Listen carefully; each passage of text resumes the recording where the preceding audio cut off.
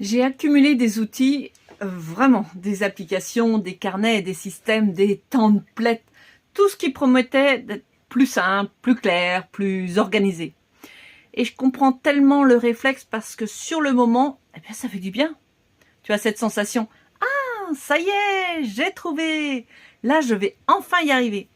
Tu vois, c'est l'objet brillant, le nouveau départ, le lundi matin dans une application. Sauf qu'il y a un truc qu'on ne se dit pas assez. Un outil, ça ne sert pas si ça te demande de devenir quelqu'un d'autre pour l'utiliser. Moi, ces années à tester m'ont appris plein de choses. Ça m'a donné une vraie connaissance des outils et ça fait partie de ce qui nourrit mon métier aujourd'hui. Mais j'ai aussi compris un point simple, on ne peut pas tout utiliser et surtout, on n'a pas besoin d'ajouter du bruit, plus de choses pour faire de la place en fait. Notion par exemple, m'a aidé, mais pas parce que j'ai téléchargé le template parfait.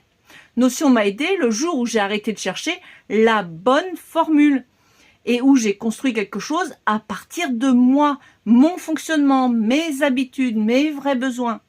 Les templates, oui, ça peut être intéressant pour découvrir, mais si tu dois passer ton temps à t'adapter au template ou à le refaire parce qu'il ne te ressemble pas, ben tu vois le piège. Ça devient encore un truc à gérer. Et tu finis par te sentir perdu ou nul ou fatigué et tu l'abandonnes. Alors, ce n'est pas toi le problème. Le bon outil, ce n'est pas celui qui a le plus de fonctionnalités. Ce n'est pas celui que tout le monde utilise.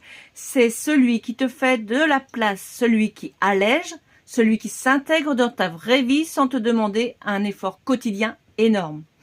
Donc si tu es en mode « encore un outil de plus, non merci », je te comprends. Et c'est justement pour ça que je ne suis pas là pour te rajouter une couche. Je parte de ton existant, de ce que tu fais déjà. Et on construit un système qui te ressemble au lieu de t'obliger à entrer dans un modèle.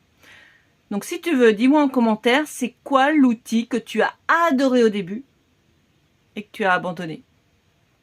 Et qu'est-ce qui t'a fait lâcher? Trop compliqué? Trop lourd? Pas adapté? Trop de choses à tenir? Et si tu veux continuer à explorer ça, ben je t'ai mis un lien, je t'invite à aller voir le lien dans ma bio.